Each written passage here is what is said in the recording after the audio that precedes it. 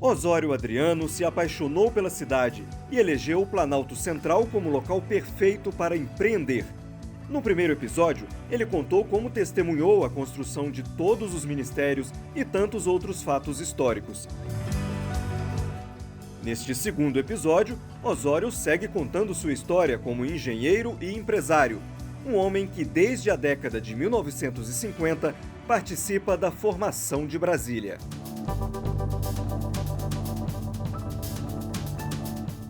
Nas vésperas da inauguração, um dia o doutor Peri da Rocha França chegou para mim e falou: Osório, eu era empreiteiro já nessa época. Eu estou lembrando, nós havíamos nos esquecido de acomodação. Vem embaixador, representante de todos os países do mundo. E onde é que nós vamos alojar esse pessoal? Nós não temos hotéis suficientes. Eu pensei, Osório, de nós construirmos de madeira. Faltavam 5 meses para a inauguração. Então, nós podemos fazer pequenos hotéis de madeira, mas com conforto. E você é muito bom para isso. Eu vou fazer as concorrências, já estou te adiantando, não é? De que haverá concorrência, fazer 10 hotéis de 20 quartos cada um. Seriam 200 quartos. Né? Ali, bem ao lado do Brasília Palace Hotel. Ali existiu o doutor Peri, que a gente brincava, disse que era o João de Barro, o engenheiro João de Barro, porque ele foi piloto do Israel, ele era cantor e construía casas, que é a Brasília. Né? Mas então, veio a concorrência, eu ganhei a concorrência de 9 hotéis. Tinha uma outra empresa, ganhou um hotel. Bom, o que eu fiz? Eu tive que ir a São Paulo comprar, fiz a lista de mais ou menos o que não tinha aqui. Madeira tinha, né? Madeira, prego, essas coisas tinha. Cimento, mas não tinha as ferragens, dobradiça, tudo isso.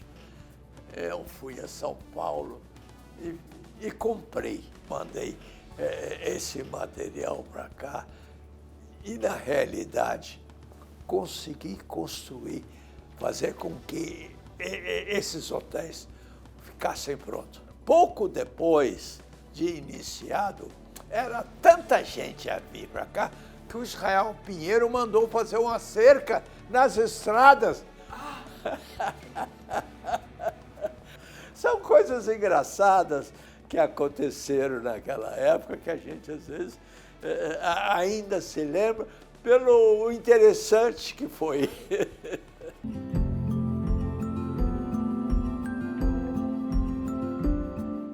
A inauguração encheu essa cidade. Os asfaltos não estavam prontos ainda, alguns estavam, outros não. E foi uma inauguração maravilhosa, né? Esse dia 21 de abril de 1960.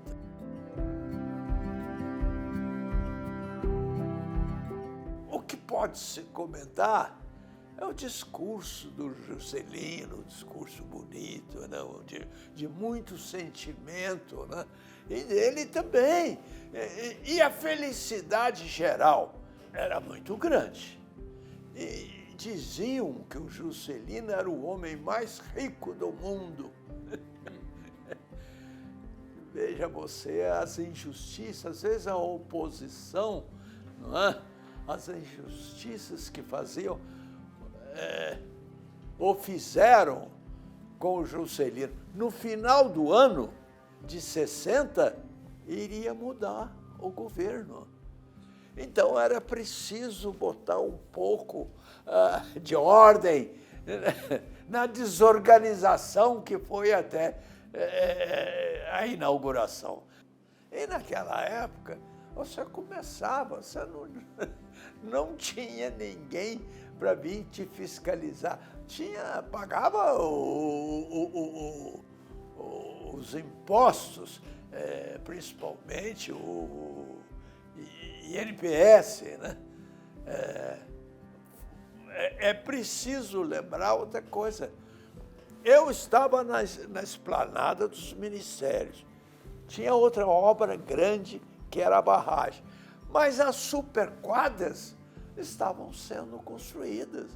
Não é? É elogiável o fato das superquadras, como existe hoje, né? São separadas. Em cada superquadra, em cada quadra, existe 11 prédios. Eu não sei se vocês já prestaram atenção. Hoje já não está tendo mais terreno para construir, como se fez lá nas superquadras. 11 prédios em cada um, separados. E isso permitiu que várias empresas, diversas empresas, construíssem a sua superquadra.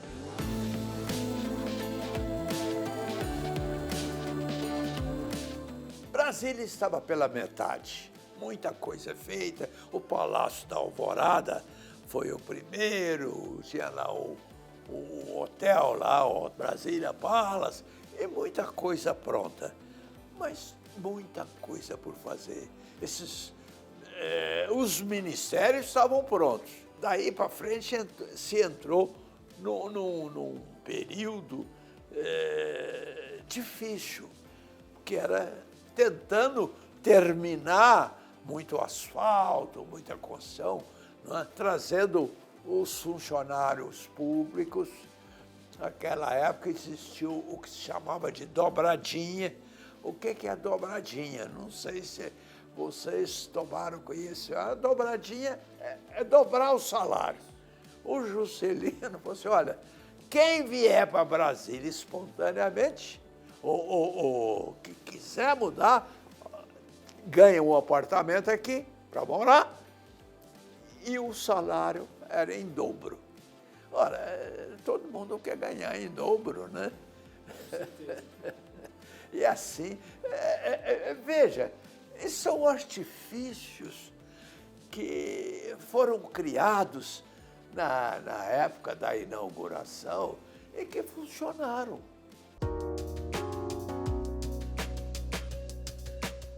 Eu era um engenheiro recém-formado, menino, rapaz, não tinha o prestígio para estar conversando com o presidente JK. E realmente isso não aconteceu. Só as autoridades, eu de capacete de alumínio, não ia ser procurado, né? Era lá no trabalho, sim, o doutor Israel às vezes me solicitava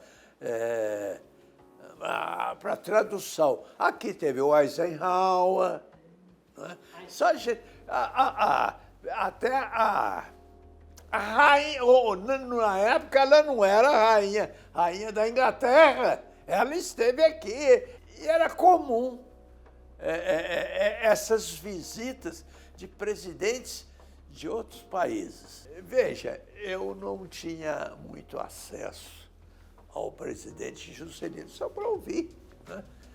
Mas as coisas aconteceram diferente. Veio Jango Goulart, vieram os militares e o Juscelino foi embora. Foi para o Chile, depois para a França. E aconteceu o seguinte, 10 anos depois, venceu o prazo do Juscelino fora. O Juscelino veio. Nessa época, ele se interessou por aqueles pioneiros. E eu era um deles. Aí foi lá em casa, dei festa para ele.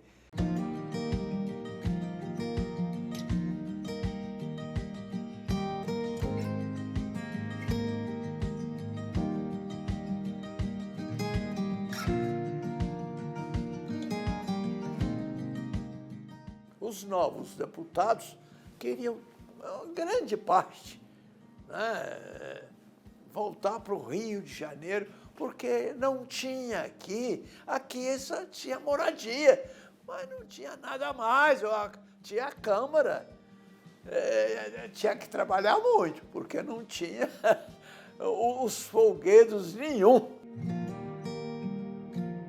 Na época do Jango, os militares não queriam. O Jango estava, acho que estava na China, uma coisa assim. E não, ele não vai voltar, não. Com muito custo aceitaram o Jango Goulart de volta, mediante um parlamentarismo. Houve um parlamentarismo aqui, né? Inclusive o Tancredo Neves foi primeiro-ministro e etc. Bom, até que voltou, o Jango conseguiu retornar ao presidencialismo. Acabou esse parlamentarismo de passagem, né? E o Jango governou. Mas as intenções dele eram outras. Ele queria criar a República, como é que é? República Sindicalista. República Sindicalista. E foi bagunçando as coisas, até que houve aquele comício da Central, acho que os cabos do Exército, da Marinha, resolveram fazer comício de praça pública. Ora, os militares não aceitam essa insubordinação. Veja, o cabo fazendo comício político. Isso aí foi uns dias antes deles tomarem o poder. Isso em 64 já. Mas foi um período um pouco difícil para Brasília, esse do Jango Goulart. Eu mesmo já tinha empresas nessa época e fui obrigado a fechar durante o dia. Passava aquela turma, né? Fecha, fecha, fecha. E nós tínhamos que fechar, né? A coisa estava bagunçando bastante, né? Aí os militares resolveram e botaram a mão. O Jango Goulart saiu fugido, né? E os militares assumiram.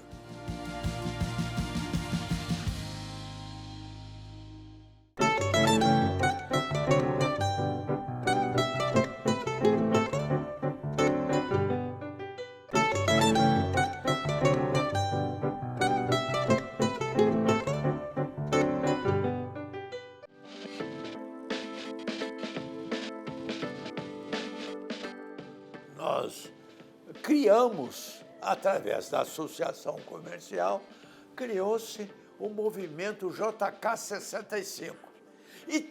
E seria, veja você, o Brasil caminharia noutros rumos, porque queria a eleição do JK em 66.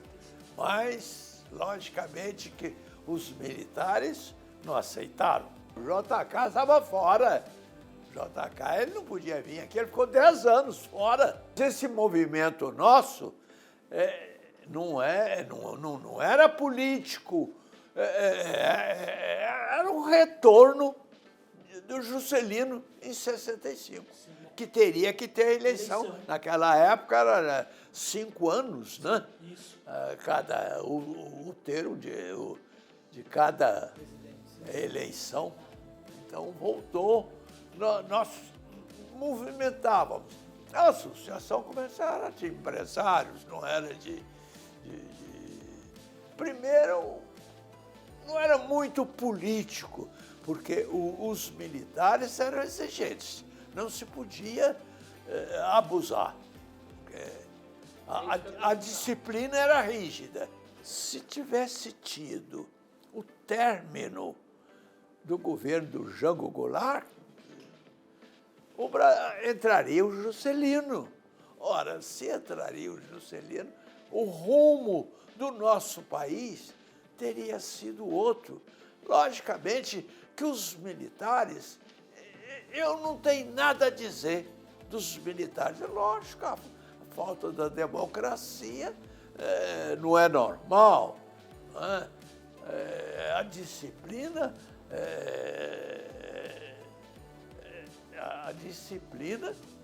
tinha que ser obedecida.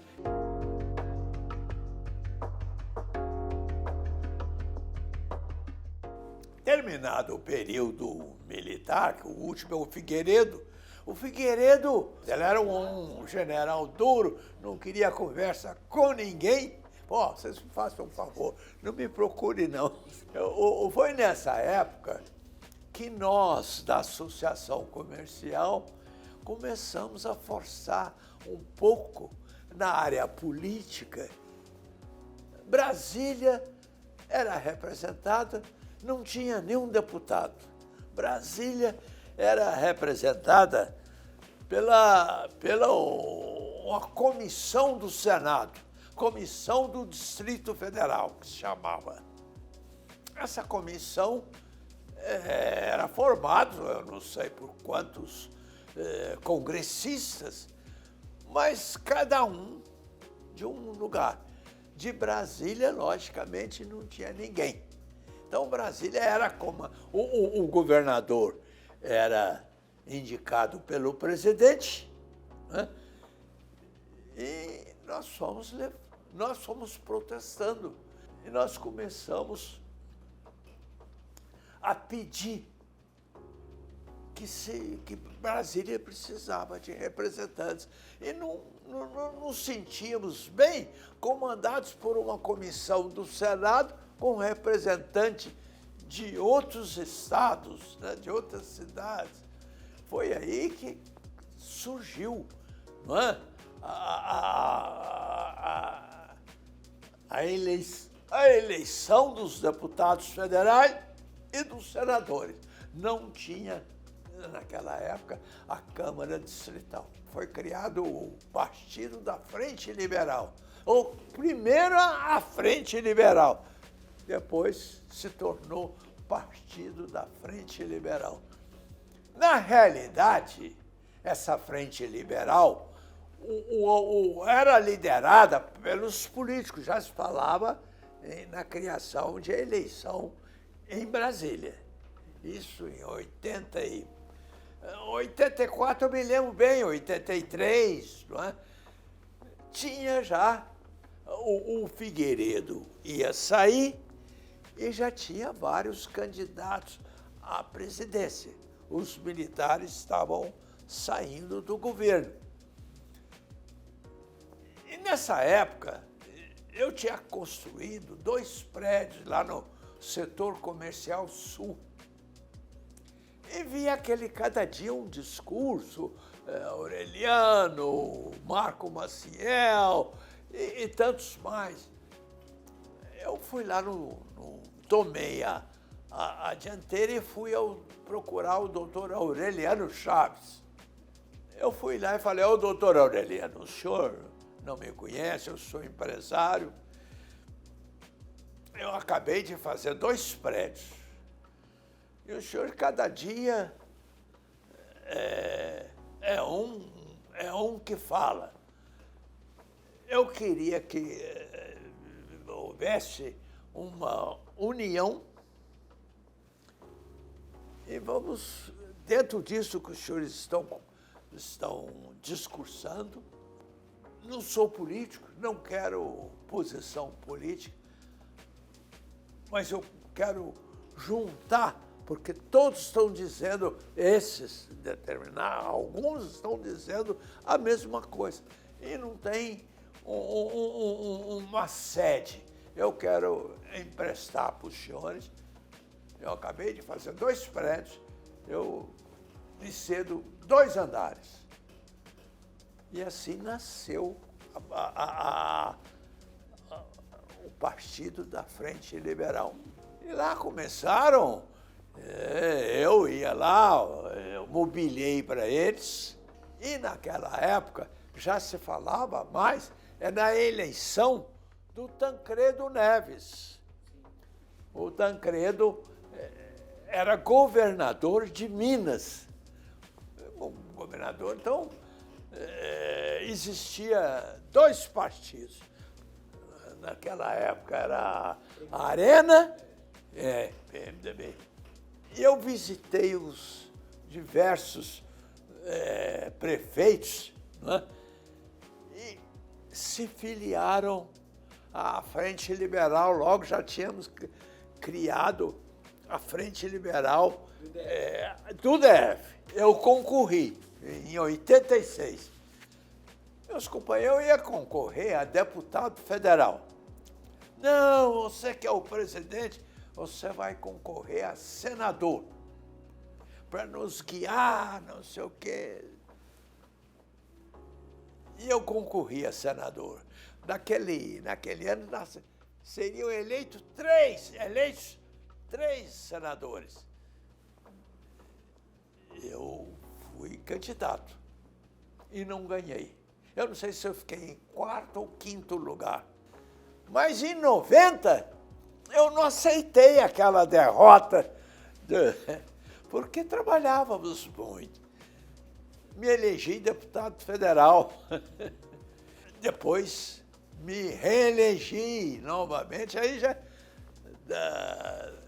entrei mais para a área política, né? E Brasília precisava disso, porque nós criamos esse fundo constitucional do Distrito Federal. Sabe o que é isso? O Fundo Constitucional do Distrito Federal mantém a polícia, o Corpo de Bombeiros, Polícia Civil, mantém a área da educação e mantém a educação, a saúde. Esses 3 setores são sustentados pelo fundo que criamos naquela época. Comecei a Brasal e depois, aí eu estava cada dia criando uma nova empresa. Eu criei a Rede Tecnologia, porque aqui no Brasil era tudo fechado, não se importava nada. E eu criei uma empresa nessa área de tecnologia, fabricando os modem. Quem fabricava modem aqui em Brasília era eu.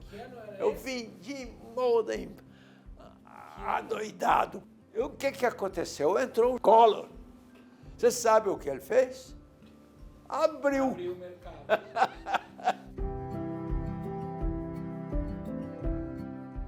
A concorrência nos liquidou.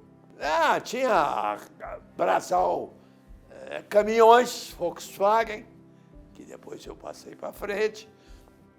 A Scania, a representação da Scania também era nossa. Tem as fazendas.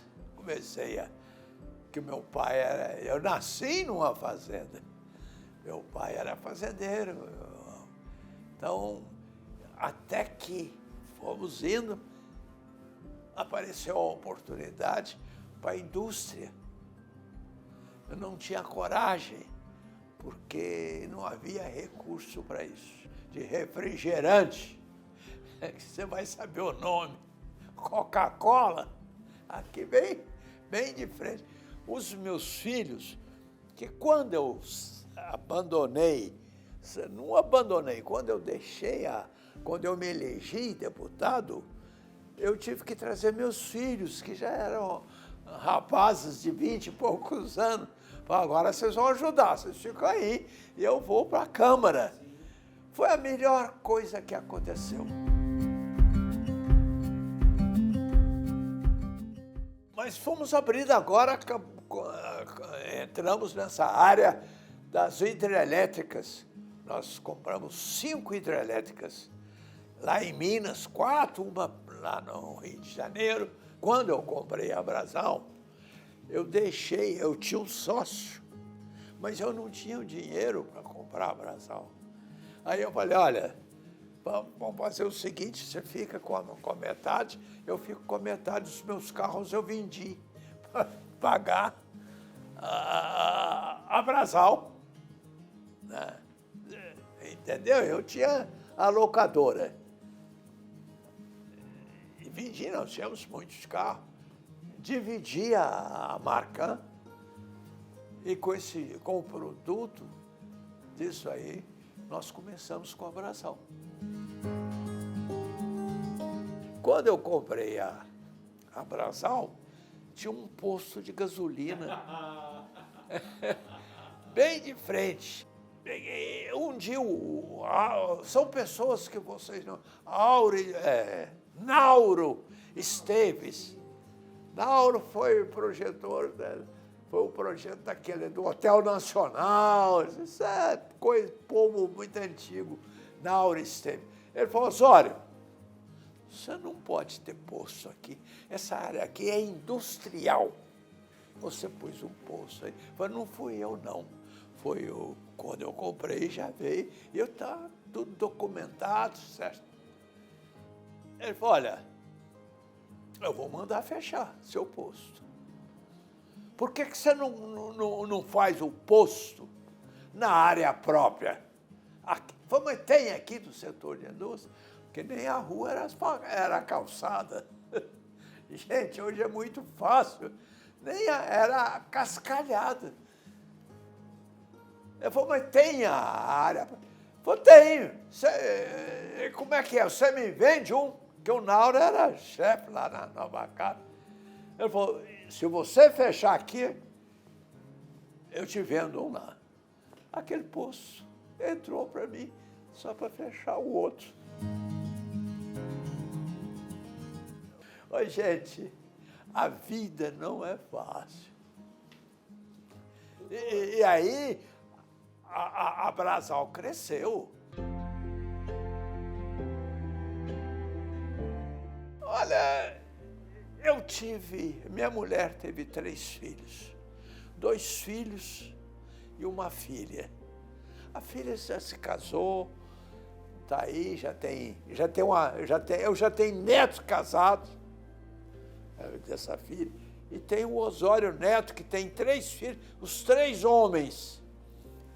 Né? O Osório Neto é quem hoje comanda as coisas.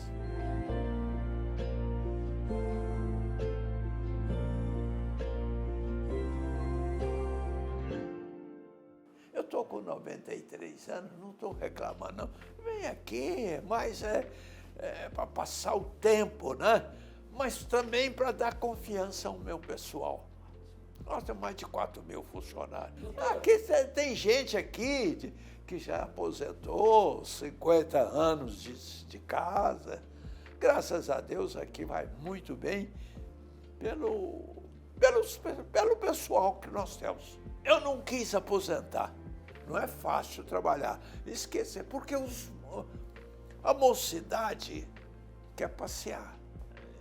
São essas decisões, não é, que levam você, eu acho que, ao sucesso, principalmente trabalhando com vontade.